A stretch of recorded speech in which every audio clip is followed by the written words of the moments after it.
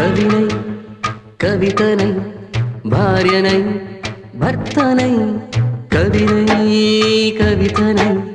భార్యనై భర్తనై మల్లెల దారిలో మంచు ఎడారిలో మల్లెల దారిలో మంచు ఎడారిలో పన్నీటి జయగీతాల కన్నీటి జలపాతాల నాతో నేను అనుగమిస్తూ నాతో నేనే రమిస్తూ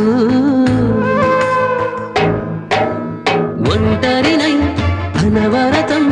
కంటున్నాను నిరంతరం కలల్ని కథల్ని మాటల్ని పాటల్ని రంగుల్ని రంగవల్లుల్ని కావ్య కన్యల్ని ఆడపిల్లల్ని జగమంత కుటుంబం నాది ఏకాకి జీవితం నాది